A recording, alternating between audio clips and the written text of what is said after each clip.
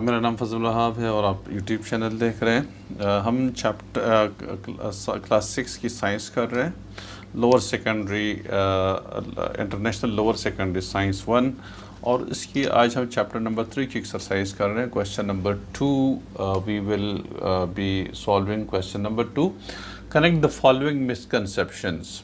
Correct the following misconceptions. Plants take food, ये कुछ misconceptions है जो कि हमने उसको ठीक करना है। तो उसमें लिखा हुआ है कि part A, plants take in food from the soil. Plant जो है अपनी खुराक ज़मीन से हासिल कर लेती है।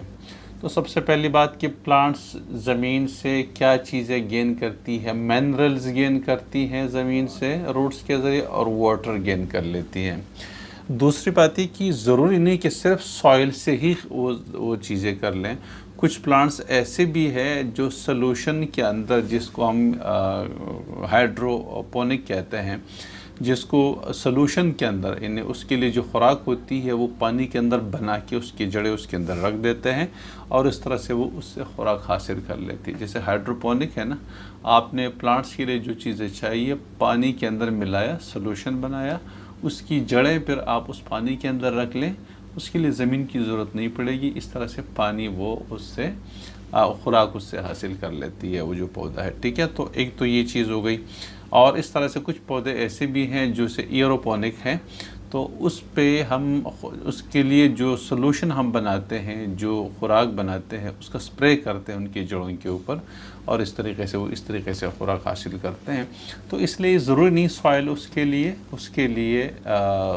मतलब सॉइल भी ज़रूरी है। मेजॉरिटी केसेस में तो सॉइल ही, आमतौर पे तकरीबन 99% आपके पास सॉइल के अंदर ही पौधे जो उगते हैं, लेकिन सॉइल के बगैर भी पौधे उग सकते हैं। नंबर बी, ये मिसकंसेप्शन है, हमने उसको दूर करना है। Only the leaves of plant can carry out photosynthesis.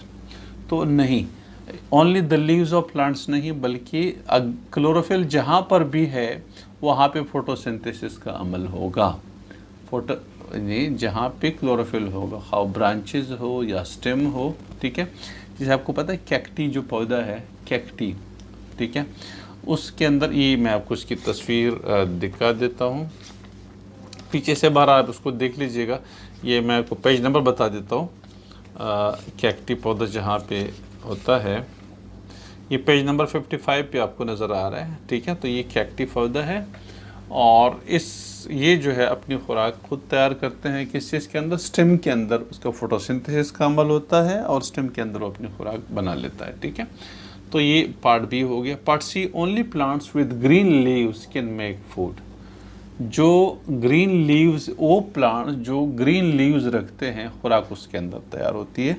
तो देखें, एक चीज़ ध्यान में रख लें कि आमतौर पे ग्रीन लीव्स के अंदर ग्रीन वाटर, जिसको हम क्लोरोफिल कहते हैं, उसकी वजह से पौधों का जो रंग होता है वो हरा होता है, ग्रीन होता है, और उसके अंदर खुराक बनती है। लेकिन कुछ प्लांट्स ऐसे हैं जो कि उसके अंदर क्लोरोफिल तो होता है लेकिन कलर ग्रीन नहीं होता, और उसके अंदर भी फोटोसिंथेसिस होता है। कुछ प्लांट्स ऐसे हैं जिसके पत्तों का कलर हरा नहीं है, ग्रीन नहीं है, और उसके अंदर क्लोरोफिल भी नहीं है, तो अपनी खुराक खुद तैयार नहीं कर सकता। वो अपनी खुराक के लिए फिर दूसरे पौधे इस्तेमाल करते हैं, इसको हम पैरासाइटिक प्लांट्स कहते हैं। ठीक है, तो ऐसे पौधे भी हैं। You can search the name of this plants and the pictures of this plants in the internet. ठीक है, लेकिन ऐसे पैरासाइटिक प्लांट्स हैं जिसमें क्लोरोफिल भी नहीं होता और हरा कलर भी नहीं होता, तो खुराक उसके अंदर नहीं बनता। लेकिन कुछ प्लांट्स ऐसे हैं जिनका कलर हरा नहीं है लेकिन क्लोरोफिल उसके अंदर है और उसके अंदर फोटोसिंथेसिस का अमल भी होता है, खुराक बनती है उसके अंदर। ठीक है, तो ये मिसकंसेप्शन है जो कि हमने ठीक करना है। Plants make food in the form of starch during photosynthesis है। फोटोसिंथेसिस के दौरान जो खुराक होती है in the form of starch बनती है। असल में खुराक जो बनती है वो ग्लूकोज के शक्ल में बनती है और ऑक्सीजन गैस पैदा होती है, और ये ग्लूकोज फिर बाद में स्टार्च की सूरत में खुराक के तौर पर स्टोर हो जाती है। ठीक है, तो ये पार्ट डी हो गया। Part E, roots of plants are organs for feeding. जो रूट्स ऑफ प्लांट्स है वो ऑर्गन्स फॉर फीडिंग है, खिलाने के लिए इस्तेमाल होती है। तो ये roots of plants are organs not only for feeding, मतलब ये एक तो ये anchor the plant in the ground है, ज़मीन के अंदर गाड़ के रखती है सख्ती से, फॉर्म, ठीक है। एक उसका काम ये होता है। फिर ये एब्जॉर्प्शन करता है, ये फीड नहीं करता, खिलाता नहीं है, ये एब्जॉर्प्शन करता है वाटर का और मिनरल्स का फ्रॉम द सॉइल। एब्जॉर्प्शन होती है और फिर उस खुराक को ट्रांसपोर्ट करती है बाकी प्लांट्स में, फीड नहीं करती, ट्रांसपोर्ट करती है, खुराक को हासिल कर लेती है। कहाँ से? ज़मीन से, और फिर उसको आप ऊपर बेच देती है, तने में, शाखों में और पत्तों में ट्रांसपोर्ट करती है, फीड नहीं करती, ठीक है। Absorption of water and minerals from the soil, its function is absorption of water and minerals from the soil and transport that mineral and waters from the roots into the upper parts of the plants, ठीक है। तो ये हमारे पास root of plants organs for feeding, तो इसका answer ये आ रहा है। Soil is necessary for plants growth, necessary भी है और नहीं भी है। जो प्लांट्स बग़ैर सॉइल के नहीं उग सकती उनके लिए नेसेसरी है। कुछ प्लांट्स ऐसी हैं जिसके लिए सॉइल की ज़रूरत नहीं होती, जैसे हमने एयरोपोनिक, कैक्टिक ज़मीन के अंदर ही है कैक्टी, एयरोपोनिक और हाइड्रोपोनिक का हमने बताया कि वो किसी ग्लास या चीज़ के अंदर रखे, उसके अंदर सोल्यूशन डालते हैं, पानी डालते हैं, पानी के अंदर उसके जड़ें रखते हैं और इस तरह से वो बढ़ जाती है, तो उसके लिए सॉइल की ज़रूरत नहीं होती। आप समंदर में आपको बहुत सारे पौधे ऐसे मिलेंगे सरफेस के ऊपर, ठीक है, जिसकी जड़ें समंदर के नीचे जा ही नहीं सकती, समंदर इतना गहरा होता है, लेकिन ऊपर जो है हरा हरा होता है पूरा, पौधे उसके ऊपर होती हैं, तो वो असल में उस पानी से ही अपनी खुराक खुद हासिल कर लेती हैं और उसके लिए नीचे जड़ें, ज़मीन की ज़रूरत नहीं होती इनकी जड़ों के लिए, ठीक है। तो बहुत सारे पौधे ऐसी हैं जिसके लिए सॉइल की ज़रूरत नहीं होती और ज़्यादातर पौधों के लिए सॉइल की ज़रूरत होती है। तो ये गलत फहमी कि हर सूरत में सॉइल चाहिए, नहीं, कुछ के लिए चाहिए, कुछ के लिए बात ऐसे भी है जिसके लिए नहीं चाहिए, ठीक है। तो this was question number 2। Question number 3, a plant is kept in the dark for a few days in water daily, predict how it will change if it is taken out of the dark and exposed to sunlight for a few days। कहते हैं कि plants को हमने क्या किया कि घर के अंदर रखा और अंधेरे में रखा, ठीक है, डार्क के अंदर रखा, लेकिन पानी हम देते रहे, तो क्या होगा अगर हम उसको बाहर पर सनलाइट के अंदर रख लेंगे। देखिए होता ये है कि जब आप प्लांट को अंधेरे के अंदर रखते हैं तो पानी तो अंदर जा रहा है लेकिन खुराक नहीं बन रही, इसलिए कि खुराक के लिए ऑक्सीजन, सनलाइट की ज़रूरत होती है। जब आप सनलाइट के अंदर रख देंगे उसको, तो पानी तो पहले से है, सनलाइट मिल जाएगी, तो फिर उस पानी से और ऑक्सीजन दोनों जो एब्जॉर्प्शन हुई, उसका जो कार्बन डाइऑक्साइड और पानी आपस में मिलेंगे और इस तरीके से फिर उसके अंदर ग्लूकोज बनेगी, तो उसका जो कलर हो जाएगा वो हरा होना शुरू हो जाएगा। हाँ, पीछे एग्जाम्पल ऑलरेडी गिवन है, ठीक है, तो आप उसको पीछे देख सकते हैं। अच्छा, ये क्वेश्चन आपने अपनी तरफ से लिखने हैं, ठीक है, करने हैं, उसकी वर्डिंग आपने अपनी तरफ से पीछे से देख के पढ़ के उसकी वर्डिंग लिख दीजिएगा, मुझसे चेक कराइएगा।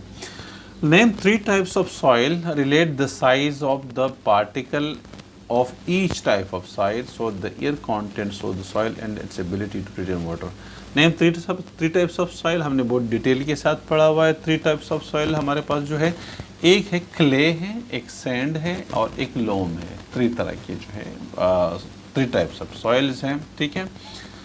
ओके, आगे कह रहे हैं कि type of soils relate the size of the particles of each type of the soil to their content of the soil and its ability to retain water है। तो जो क्ले है ना, ये असल में इसके अंदर मिट्टी बहुत छोटी होती है लेकिन पानी बहुत ज़्यादा होता है, दलदली टाइप की ज़मीन होती है, ठीक है।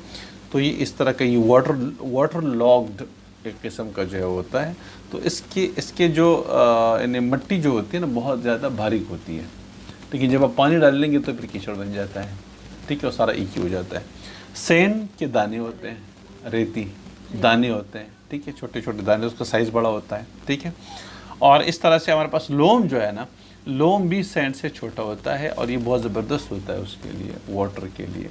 ये थोड़ा सा एयरी होता है, ठीक है, उसमें से हवा भी अंदर जा सकती है इस तरह से, ठीक है, और बहुत इंपॉर्टेंट होता है किस चीज़ के लिए, प्लांट्स के लिए।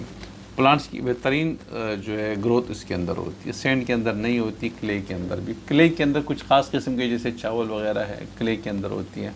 इस तरह से कुछ सैंड के अंदर जैसे कुछ चीज़ें हैं जैसे कैक्टी वगैरह, वो सैंड के अंदर ज़्यादा अच्छी तरह से उग सकता है। लेकिन ज़्यादातर पौधे पर लोमी जो सॉइल है उसके अंदर ज़्यादातर उग सकती है। ठीक है। और इसके अंदर जो लोमी जो टाइप ऑफ सॉइल है उसके अंदर वाटर को स्टोर या क्या मतलब जो है उसके रिस्टोर रखने की गुंजाइश ज़्यादा है। मतलब वाटर को ज़्यादा देर तक रखने की अहलियत ज़्यादा होती है उसके अंदर। अगर पानी चला जाता है तो अच्छे खासे टाइम तक उसके अंदर में प्रिजर्व करती है उसके अंदर। ठीक है, तो ये तो कहानी हो गई question number 4। Question number 5, how do fertilizers help in plant growth, differentiate between organic and inorganic plants. ठीक है, आपके पास देखिए वो इस तरह से कर लेती है, how do fertilizers helps in plant growth, वो इस तरह से करती हैं। आप पीछे से वैसे उसको पढ़ के भी कर सकते हैं, लेकिन इसलिए कि जो कंटेंट सॉइल के जो चीज़ें मिनरल्स, ऑक्सीजन, मिनरल्स और टेम्परेचर, जो चीज़ें इम्पॉर्टेंट होती है पौधों के लिए, ठीक है, वो इन केमिकल फर्टिलाइज़र्स के अंदर मौजूद होती है। अगर सॉइल के अंदर इन चीज़ों की कमी होती है, मिनरल्स की और गैसेस वगैरह की जो चाहिए होती है प्लांट्स के लिए, तो वो हम मसनूई तौर पे इन खादों से उसको प्रोवाइड कर देते हैं। इस तरह से वो खुराक उनको मिल जाती है और उसकी जो ग्रोथ होती है बहुत अच्छी तरह से हो जाती है। अगर ये चीज़ नहीं होंगी और सॉइल के अंदर भी वो चीज़ नहीं है, वो मिनरल्स नहीं है और वो जो बाकी चीज़ें नहीं है, तो फिर क्या होता है प्लांट्स को कि ग्रोथ सही तरीके से नहीं होगी। तो फर्टिलाइज़र्स का काम ये होता है कि जो पौधों की जो खुराक होती है, मिनरल्स वगैरह, वो चीज़ें उन फर्टिलाइज़र से उनको मिल जाती है, इस तरह से अच्छी ग्रोथ हो जाती है। तो दो तरह की आपके पास ऑर्गेनिक है और इनऑर्गेनिक है। Organic fertilizers come from living things हैं। लिविंग थिंग्स आपके पास जितनी चीज़ें होती हैं, जानदार चीज़ें, जानवर वगैरह का गोबर होता है या पौधे जो गल सड़ जाते हैं, इस तरह से। ठीक है, और जो इनऑर्गेनिक आपके पास फर्टिलाइज़र्स हैं वो केमिकल से बन जाती है और मैन मेड होती है। ऑर्गेनिक फर्टिलाइज़र्स मैन मेड नहीं होती, नेचुरली होती है।